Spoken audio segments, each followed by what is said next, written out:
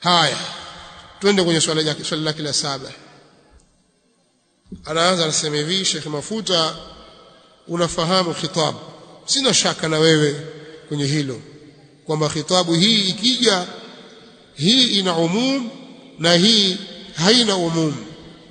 Baadaye hii ina umum na hii ina umum, baadaye ina khusus. Eneo hilo sina shaka na wewe.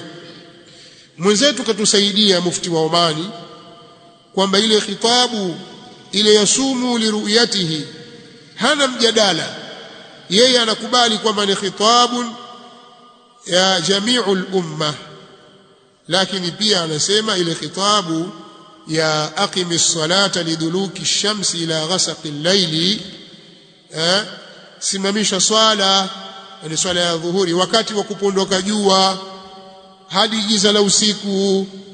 Asema hiyo pia ni khitabu li jami'il umma, kama ambavyo jua linapinduka Omani ni adhuhuri ya Omani, si adhuhuri ya dunia nzima, ambao kwao si adhuhuri, hawaruhusiwi kuswali adhuhuri kwa sababu eti Omani ni adhuhuri, ingawa ile aqimis salah ni amri ya dunia nzima. Anaendelea, ni kweli, na hapa napo sumu nao ni amri vile vile, lakini liruyatihi kuna eneo jingine.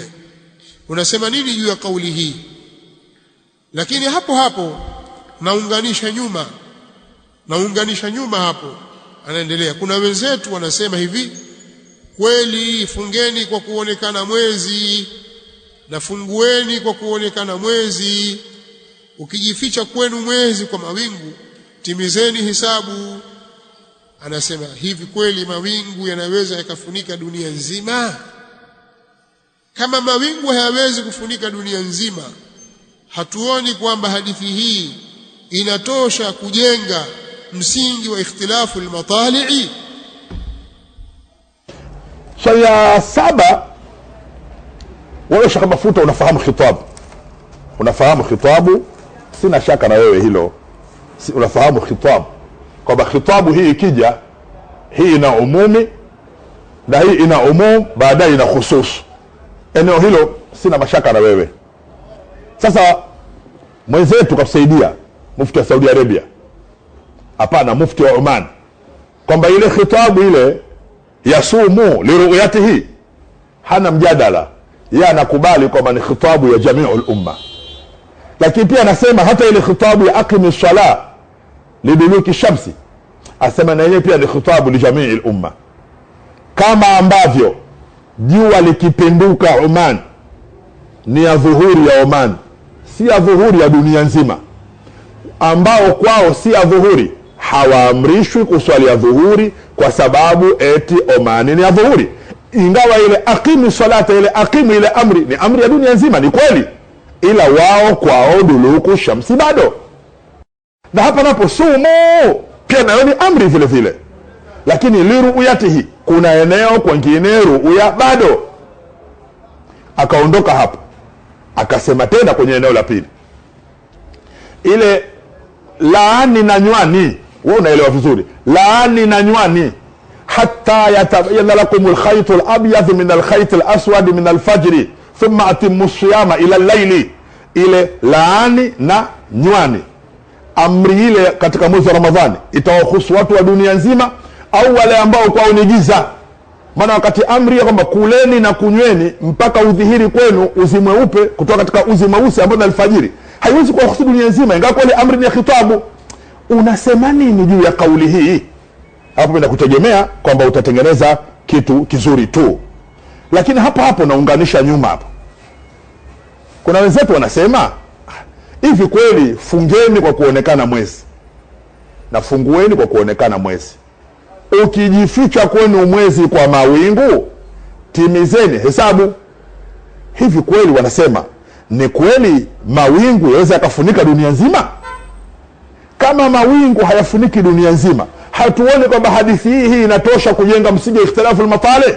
Kwa sababu wale ambao kuna mawingu wale wakamilisha hesabu, wale ambao hakuna mawingu wameona mwezi si waendelee. Hilo pia utaliangalia vizuri namna ya kulifafanua kwa vijana wetu liwasaidie. Majibu: Na mjibu kwanza, nataka kumwambia hukumu ya swala hailingani sawa na hukumu ya saumu. Hukumu ya kila swala inahusu sehemu ndogo ya wakati katika siku, na hukumu ya saumu inaenea siku nzima. Ndio maana sote tunakubaliana kwamba watu wa miji kama ya Tanga, Dar es Salaam, Unguja, Pemba na Mombasa Kenya, hatuwezi kuswali ya dhuhuri kwa kufuata majira ya Kigoma, lakini twaweza kufunga au kufungua kwa kufuata muandamo wa Kigoma. Tuko hapo? Swali, vipi tu twaweza kufunga au kufungua kwa muandamo wa mwezi wa Kigoma, lakini tusiweze kuswali ya dhuhuri na watu wa Kigoma? Kwa nini Abu Idi? Ni kwa nini? Sasa majibu yako hapa ndio majibu yetu sisi. Majibu yako hapa utakayotoa ndio majibu yetu sisi. Sasa tafuta jibu jingine baya ili tuadhirike. Kama sasa si jibu letu ni hili, lakini pia itakugharimu, tutakuuliza tena wewe. Wakati kama wa alfajiri, inapoingia alfajr as-sadiq, alfajr athani ile, mpaka wakati wa shuruq, yani tuluu ash-shams, alfajiri imeisha, ni kipindi kifupi sana. Bila shaka kitawahusu watu wa eneo fulani na ukanda fulani. Uweze kulifananisha na jambo lililobebwa na usiku na mchana, kwa sababu umetoa mfano wa dhuhuri ya Tanzania na dhuhuri ya Oman. Ungeitoa dhuhuri, mfano wa dhuhuri hapa hapa Tanzania katika baadhi ya miji, hailingani. Sawa? Kwa hiyo kuenea kwake hiyo si kama kuenea kwa ile. Nataka kusema hivyo. Hii yaenea watu wa eneo fulani, lakini lile nalo linaenea kwa ukubwa wake vile vile wa siku nzima. Hii ni khitabun li jamii al-umma na ile ni khitabun li jamii al-umma, lakini ndani ya nafasi yake, ndani ya nafasi yake. Kwa hiyo usilinganishe mambo haya mawili, ni vitu vile tofauti. Na lile limetundikwa na kuandama kwa mwezi, na hili limetundikwa kwa kupinduka jua. Kwa hiyo kila kitu kiweke mahala pake, ndio utapata jawabu lililokuwa sahihi. Swali lake la 8, anasema Sheikh Qasim Mafuta, umeahidi kama serikali italipanga vizuri hili swala na kama taasisi zitajipanga, wewe uko tayari kufuata muandamo wa hapa? Swali la 8, umeahidi, Sheikh Qasim Mafuta umeahidi kwamba kama serikali italipanga vizuri hili swala na kama taasisi zitajipanga, na wewe uko tayari kufuata muandamo wa hapa. Hapa nitasimama ni mjibu. Hapa ieleweke kwamba sisi tutalikubali hilo. Kwa mfano serikali ikaamua ikakata kauli, hatutaki kuswaliwe Idi zaidi ya moja, watu wote waswali Idi pamoja, hakuna Idi nyingine kwamba hawa watangulia hawa wachelewa, ikawa ni amri kutoka serikalini, sisi tutatii hilo kwa sababu ya amri, lakini si kwa sababu twaitakidi kwamba kila watu na muandamo wao, la, kwa sababu ya amri. Na swala hili ni khilafia, kwa hiyo amri ya serikali itakata mzozo, hatutakhalifu sisi maadamu sio maasiya, na serikali imeamua kufunga mlango huo wa watu kuwapa uhuru wa kuabudu na wafuate amri moja, basi sisi tutatii kwa upande huo. Hili lifahamu vizuri sana Abu Eid, fafaham rashida. Sawa, anaendelea sasa. Hapa nishamjibu kwenye nukta hii. Nasema na wewe hupendi sana ile iliyofanyika ya kuwagawa Waislamu. Na wewe hupendi sana ile sura iliyofanyika ya kuwagawa Waislamu. Ni kweli. Kuyaleta masala khilafia mpaka yakazalisha mzozo wa kiasi hiki katika miji yetu na mipasuka si jambo zuri, lakini lishatokea sasa. limefanyika, na kuna watu ni watu wazima sasa hivi wamezaliwa wamelikuta hili.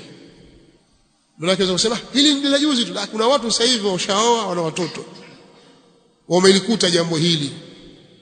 Kwa sababu kama ni jambo wachilia mbali miaka hiyo 80, kama ni jambo limeanza kutokea mwaka 1990, basi huyu aliyezaliwa mwaka 90 sasa hivi ana miaka 31, ni mtu mzima huyo, si mtoto tena. Kwa hiyo amelikuta jambo hili lipo. Kwa hiyo si jambo zuri, lakini tayari limeshajitokeza na limekuwa kubwa, na sababu ya kujitokeza jambo hili nimezitaja. Wewe na wenzako hamwezi kuzikwepa, sababu mna mchango katika jambo hili, na wengine waliokuja nalo pia hawezi kulikwepa. Sisi kwa upande wetu wenye msimamo huo hatuwezi kulikwepa jambo, lakini lishatokea. Sasa je, watu wafanyeje?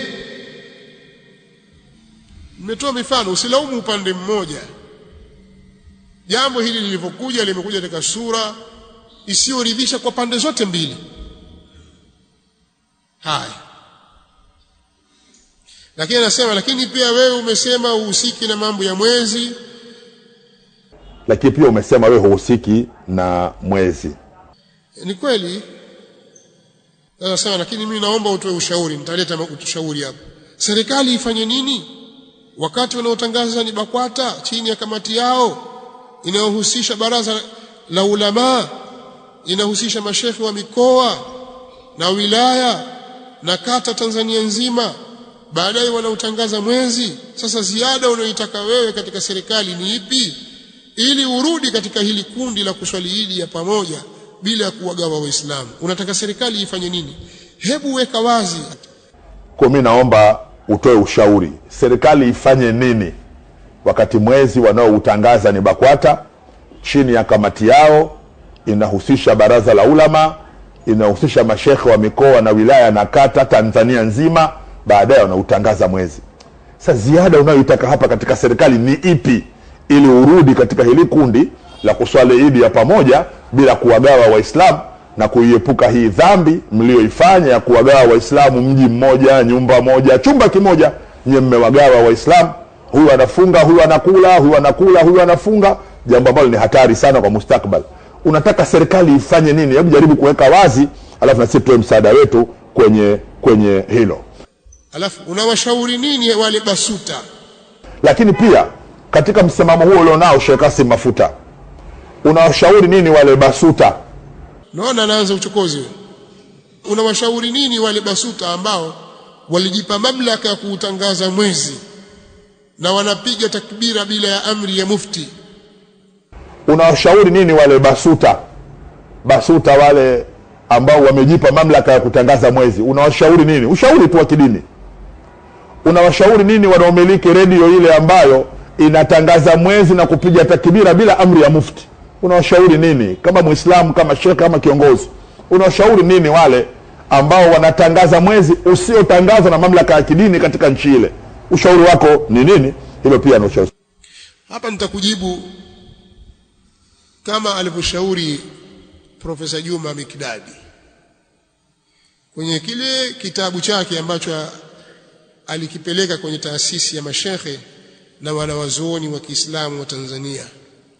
Na wewe Abu Eid ulikuwa ni mratibu katika sekretarieti ya jopo hilo, umo wewe pia. Sasa ana maelezo pale, nitakujibu kwa maelezo hayo. Profesa Juma Mikdadi anasema ingekuwa vyema kupatikana muwafaka kati ya vikundi vyote vilivyoختلفiana katika suala hili, kwani maadamu suala lenyewe linaingia katika masala khilafia ambapo wanawazuoni hawakukubaliana kwa kauli moja, basi kila kikundi kiko katika haki. Hivyo basi hakuna uharamu wa vikundi hivyo kukaa pamoja. Narudia tena, hivyo basi hakuna uharamu wa vikundi hivyo kukaa pamoja na kukubaliana kuanza kufunga Ramadhani kwa kuuona mwezi hapo walipo kwa hisabu ya siku 29 au 30 ya Shaabani, au kuanza kufunga kwa kuonekana mwezi popote pale duniani, au kuanza kufunga kwa kuonekana mwezi popote pale duniani, wazo lolote likichukuliwa katika hayo mawili, hakuna mshindi wala mwenye kushindwa. Mimi ushauri wangu ni huu, watu wakae. Sasa mbona kama vile nimezungumza kitu kipya kabisa? Kwani wakati Profesa Juma Mikdadi alipoandika kitabu hiki mwaka 2010 na kukileta kwenye baraza hilo au kamati ya wanawazuoni na maulamaa wa Kiislamu Tanzania, kwani BAKWATA haikuwa ikitangaza mwezi? Yeye alikuwa hajui hili jopo halijui kwamba kuna kamati ya mwezi kwenye BAKWATA. Sio ngamwambia wewe profesa wazungumza maneno haya wakati kuna kamati, kuna mashekhi wa mikoa, kuna baraza la ulama, kuna mashekhi wa mikoa, mashekhi wa wilaya, mashekhi wa kata. Wataka nini tena wewe? Watazungumza nini tena? Mbona Abu Idi hamkumkemea huyu? Na wewe watajwa pale wakubali, upo tu uko kimya mpaka kitabu kimefika miaka zaidi ya 10 leo. Yakisemwa leo maneno haya wajifanya wahoji kweli kweli. Haya maswali yalikuwa yako wapi siku zote? Huyu ana jambo, huyu atakuwa si bure, huyu atakuwa kuna jambo analo.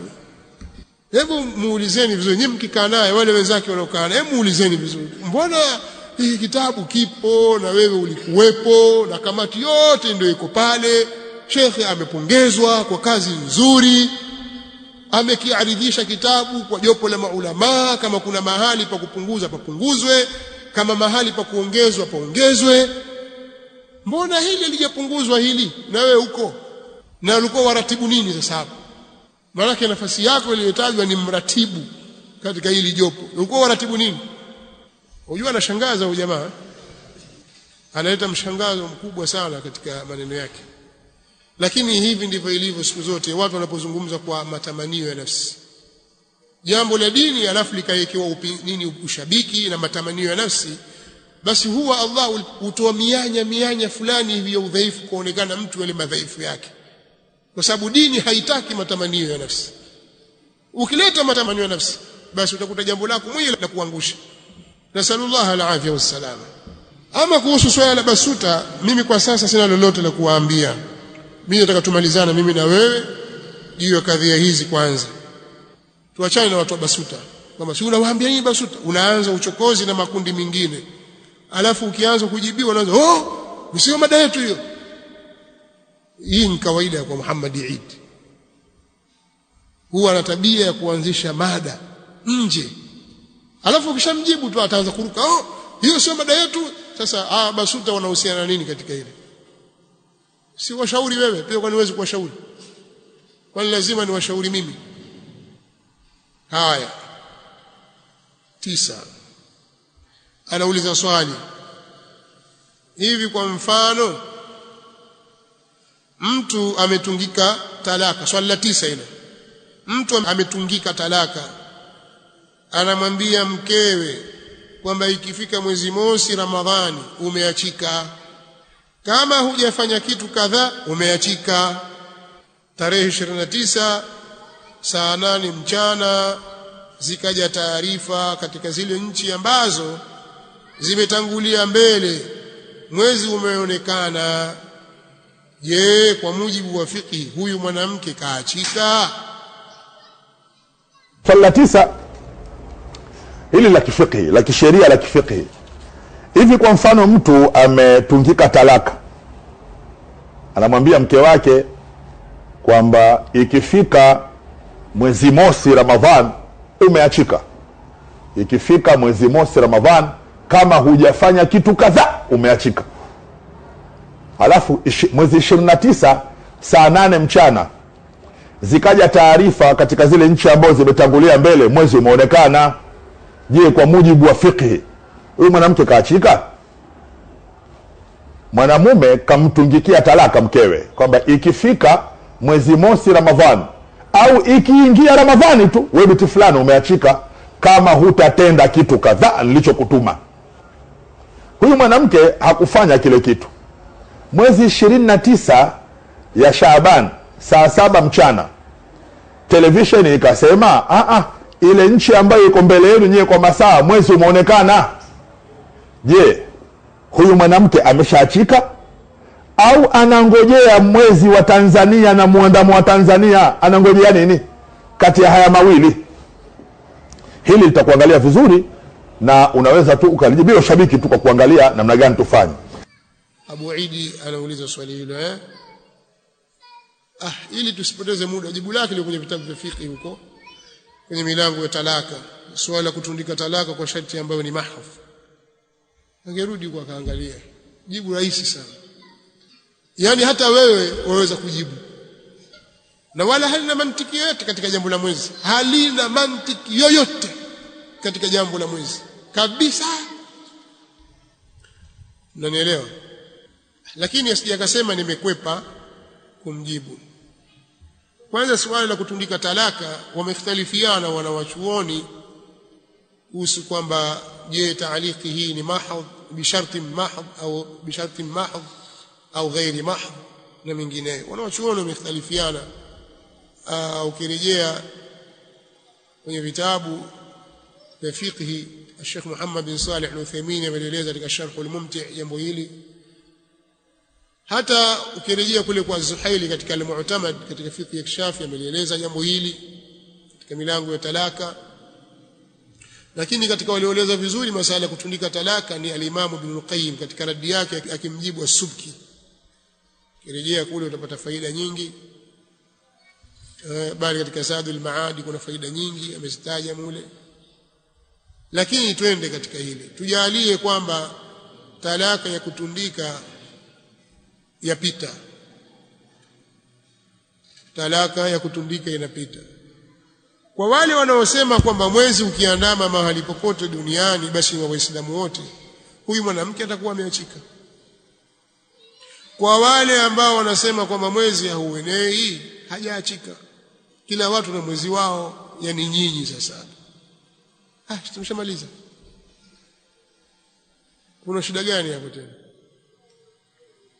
Haya, lete hayo mafuhumu tuyasikie. Tusubiri mafuhumu yake. Hapa kuna mafuhumu. Swali la 10, swali la kila 10. Asema ama sehemu hii ya 10 hili siliiti kama swali. Amesema hivyo nilete labda maoni, kuomba msaada. Kwa ni maoni na kuomba msaada. Anasemaje? Serikali ya Tanzania kuna sikukuu ambazo hizo ni za kidini, hasa dini ya Kiislamu. Serikali inachukua maelezo ya BAKWATA. BAKWATA ndiyo inayotangaza kwamba sisi kwa mujibu wa tulivyoangalia mwezi tumeona kwamba mwezi 10 mfunguo 3 ni siku kadhaa, na hapo itakuwa tayari idi yetu ya kuchinja. Au kamati ya mwezi leo usiku tumesikiliza mpaka saa hizi mwezi upo au hakuna. Serikali inaangalia markazi ambayo ni al-Majlis al-A'la. Kwa hiyo kumbe vile BAKWATA ikitangaza, mdomo mmoja ni mdomo wa BAKWATA, huu mdomo ukiugawa nusu ni mdomo wa serikali. Kwa hiyo inapokuwa kesho yake ni Eid ya kidini kwa maana ya dini, tarehe yenyewe inatangazwa na hawa watu wa dini, lakini kwa upande wa pili ni serikali hiyo. Ndio maana serikali inawapumzisha wafanyakazi wake, hawaendi serikalini. Nasema hivyo. Hebu sasa jaribu Sheikh Mafuta kutoa ushauri. Inapotokea sasa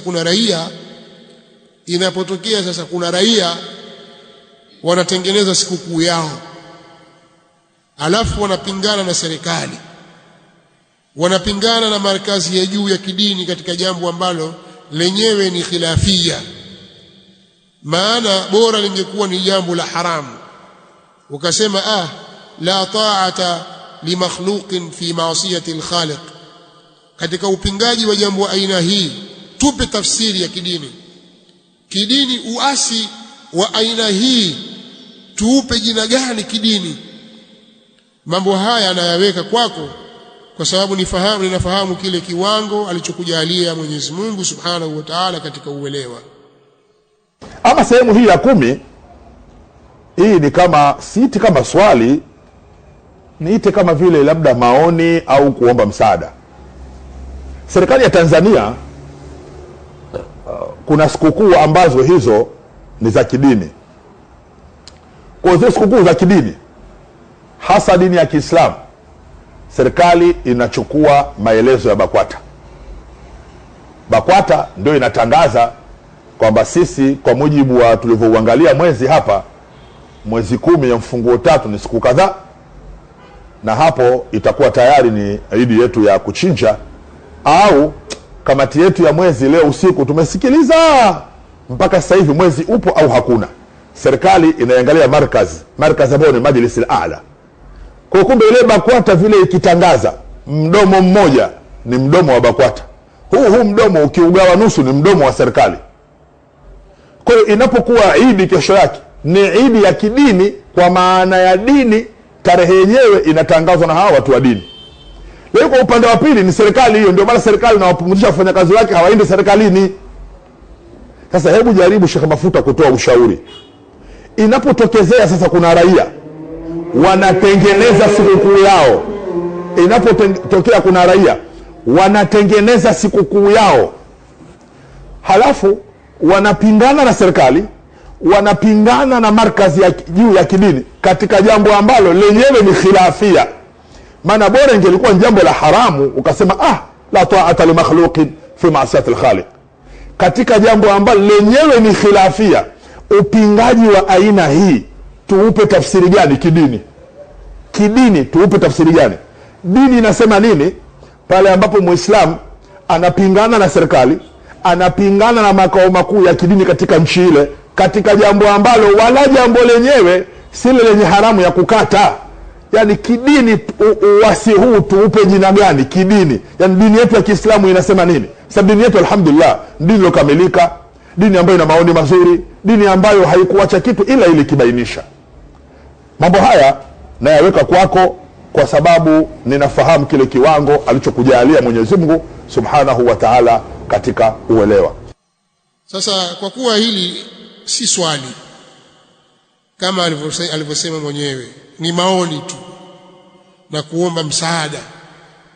Sasa mimi nina khiari baina ya kumpa msaada na kuyapokea maoni yake na kutokumpa msaada.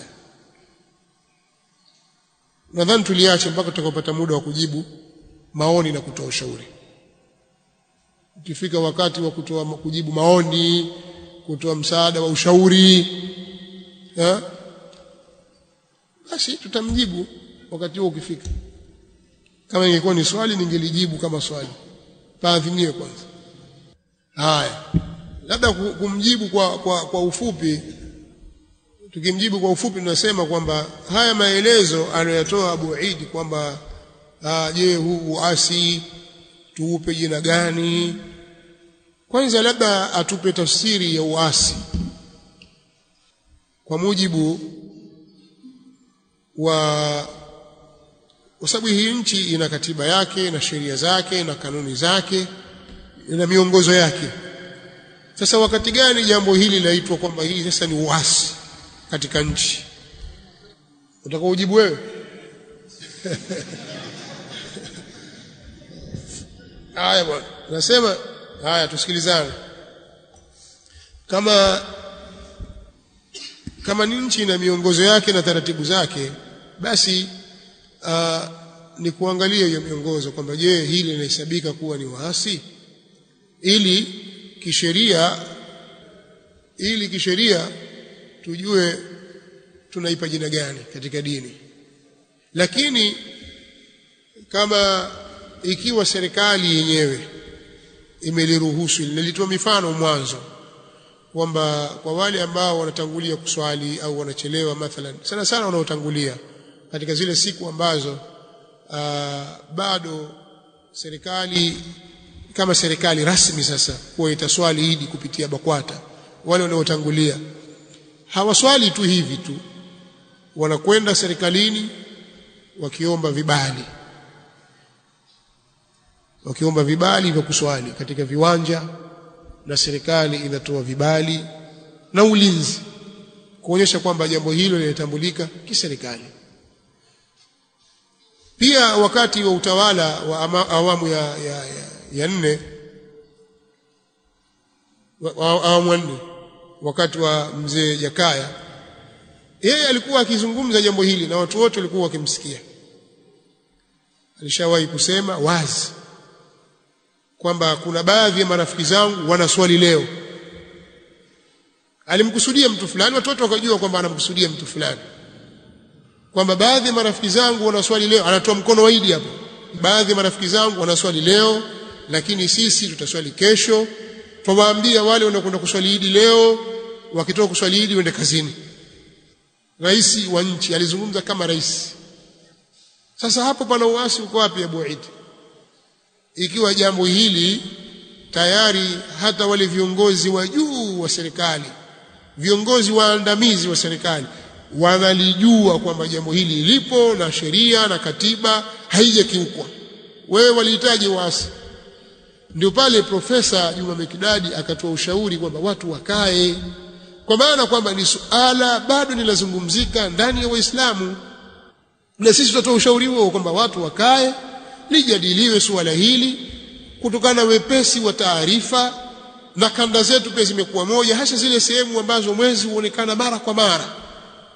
Nchi za Kiarabu kwa ufupi, nchi za Kiarabu, yani dual arabia, katika nchi za Khaliji zile, bara Arabu, nchi kama za Misri, Sudan, ikawa ni ukanda mmoja huu, watu wakakaa kukubaliana kwamba mwezi ukiandama eneo lolote katika hili, tusifanye dunia nzima basi, ili tuende huku na huku. Mathalan, nyinyi watu wa mwezi wa kimataifa kubalini, na sisi tutakubali, tutanue wigo tu nchi za Kiarabu na ukanda wetu wa Afrika Mashariki, kwa sababu pia tuko katika wakati mmoja, masaa ambayo wewe huyataki lakini yana nafasi sana.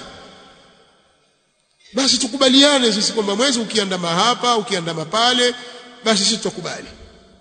Lakini ukitoka mbali zaidi ya hapa, ukitokea New Zealand, tusiuchukue, tutakubali. Au watu pengine wakakubali, au walazimishwa wakubali hivyo. Basi tukazungumza habari za Auckland, wakati kumbe kuna sehemu ya jirani yetu tu hapo mwezi waweza kuonekana Mandera, sisi tukaukataa Mandera ya Kenya, kule Northeastern Kenya. Hatutaki tu. Na ni hapo Kenya. Sasa ni jambo la kukaa na watu wakapanga utaratibu ili isije ikatokea hii faudha. Na wakati mwingine, kwa sababu sheria ya Kiislamu imekuja kwa ajili ya madha, kwa ajili ya kuleta masalih kwa umma wa takmiliha, kuleta maslahi ya umma na kuyakamilisha maslahi ya umma, wa izalati almafasid wa taqliliha, na kuondosha mafasid, uharibifu na ufisadi, na kuondosha au kukhafifisha. Wakati mwingine unaweza ukashindwa kuondosha wote, lakini ukahafifisha jambo. Kwa watu wakikaa wakabadilishana mawazo, wakaleta hujja, likapangwa jambo vizuri, pengine mzozo unaweza ukahafifika kwa asilimia kubwa kabisa. Walillahi alhamdu wal minna. Kwa hiyo masala haya yote 10 aliyoyaleta Abu Eid, maswali yake, siwezi kuyazodoa sana nikayadharau kwamba si kitu, lakini yanajenga mikdari na nafasi ya mtu unayejadiliana naye, kwamba ana upeo gani katika kuhoji na katika kujenga hoja. Kwa hiyo mimi haya maswali yamenipa picha nzuri sana, yamenisaidia sana kihakika hasa. Sasa ndio maana sisi kila mara katika utangulizi wa hizi majalisi zetu natanguliza ile dua ya Mtume sallallahu alaihi wa alihi wasallam, ambayo mara nyingi ilikuwa akiiomba hasa katika kisimamo cha usiku mwingi. Allahumma rabba Jibraila wa Mikaila wa Israfila fatira as-samawati wal ard alima al-ghaibi wash-shahada anta tahkumu baina ibadika fima kanu fihi yakhtalifun ihdini lima ikhtalafa fihi min alhaq biidhnik innaka tahdi man tashau ila siratin mustaqim. Haya ni maneno makubwa sana. Ewe Allah, Mola wa Jibril na Mikail na Israfil, muumba wa mbingu na ardhi, mjuzi wa ghaibu yaliyofichikana na yenye kuonekana, wewe ndiye unayehukumu baina ya waja wako katika lile ambalo wamekhtalifiana ndani yake, basi niongoze mimi kwenye lile ambalo pamekhtalifiana ndani yake, niongoze kwenye haki kwa idhini yako. Hakika wewe unamuongoza anayemtaka, innaka tahdi man tashau ila siratin mustaqim. Hakika wewe unamuongoza anayemtaka katika njia iliyonyooka.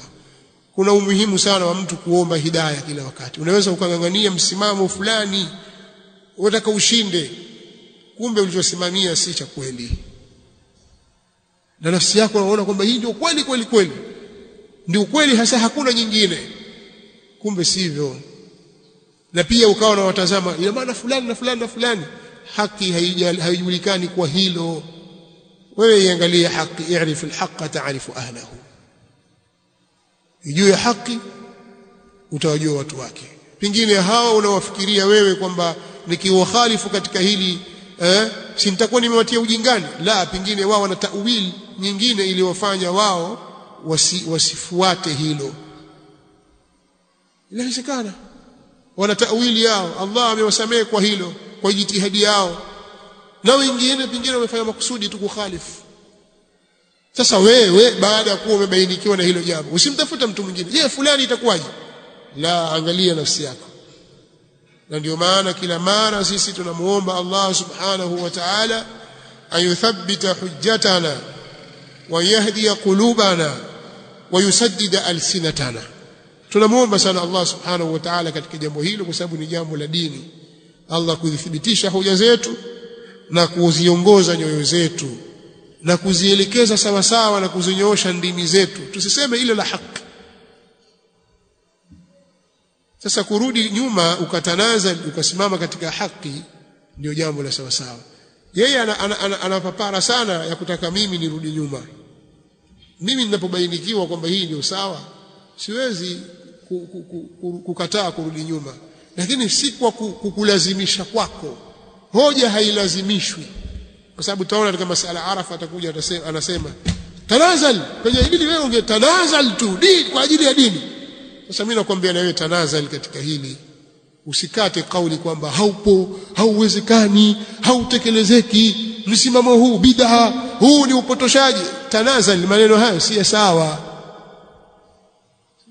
sivyo hivyo. Abu Eid, rudi katika njia ya haki, simama katika ukweli, wala hutaanguka kwa kuwa umerudi, kwa kuwa eti mimi mtu dhaifu nimekwambia hivyo ukaelewa. Basi jifanye kama vile hujanielewa mimi, umemuelewa shekhe mwingine. Nilipomsoma shekhe fulani nikaona kweli ya maneno sawa sawa, sema hivyo basi, achana na sisi, lakini wewe fuata haki. Baada ya haya inshallah, kuanzia katika majlisi ya kesho tukipata wasaa tutalizungumzia suala la Arafa. Pengine Arafa isichukue majalisi nyingi, ikawa majlisi yake moja au mbili, itategemea na hali itakavyokuwa. Naam. Sahihi anazungumza wamejibu na asilimia kubwa kwamba ayakula kutumia kutumia kuelezea upande wa serikali na upande wa mapato. Sababu serikali mfano kama Tanzania bara ilitangulia swali, yaani wa swali ndani kwa muda mrefu baadaye, lakini ile speaker wakati ule vitu wakati yaani wanasema zamani tukiwaona mko kidogo, baada ya muda wakati tunaona mko wengi, jambo hili tumewaruhusu huyo anayetumia serikali. Lakini katika upande wa mapato au kwa Tanzania wala watu na ya maji wako mashehe tunafunga pamoja na wao wanakusema kwamba swali siku ya serikali, lakini kwa kufunga tena ya Arafa hata huko apeleleze vizuri mule mmoja walimu kwa kwata kuna watu wanafunga masala ya kuswali, wao ndio wapo mashehe wanazungumza hivyo kabisa. Itafika ile swala la Arafa pia hawachunguze vizuri mule kwa kwata, hata yeye pengine mwenyewe pia siku ya Arafa afunga pengine. Kwa wengi washaje hata wapate wanasoma fungu siku ya Kwa sababu pia katika swala hili pia hata wale wenzao hawawafiki. Kuna watu wengi katika mashehe humu nchini hawaona kwamba hawa mawahabi hawa hivi mambo ya mwezi hawakubaliani nao, lakini kija siku ya Arafa kwambia tumwache nalo mwenyewe Abu Eid na jambo lake. Mfano shehe walika kadiria kama wajinaso ya kimani na kitabu Arafa ndio msoma wanaswali na waadi wao waita mawaadi wanaswali nao walika yake wote asilewe sasa sasa ndio litakuja swala la Arafa inshallah pengine kesho. Una swali lolote? Naam. يا رابطة العالم الإسلامي، مجمع الفقه الإسلامي الدولي، مجامع البحوث الإسلامية na nyinginezo, wanakaa na kujadili mambo, kisha si jambo la mwezi tu, kadhaa mbalimbali, kisha zinatolewa hukumu. Ni jambo lipo. Sisi tunatanguliza zaidi mambo ya misimamo na chuki, na kitu kingine kuangalia sasa shekhe yetu fulani alikuwa na msimamo fulani, sasa nikifuata msimamo ule sitakuwa nimemkhalifu shekhe wangu. Hili nalo pia ni tatizo. Sasa simenifahamu wewe, unatarajia kwamba hata utoe hoja hapa 1080 za kwamba kweli Arafa watu wote watakiwa wafuate, au muandamo wa mwezi muandamo, yani masala ya mwezi muandamo, la ibrata bi ikhtilafi al-matali. Wewe unatarajia Abu Idi atakuja kukubali kauli kwa kirahisi, kwa sababu yeye mwenyewe awalaumu wenzake kwamba wamemkhalifu shekhe na kuhesabu kwamba hawana radhi ya shekhe. Sasa swala la ilmu halipelekwi namna hiyo. Kwa hiyo wakati mwingine watu wanaweza kutoa maamuzi wakafika katika malengo mazuri bila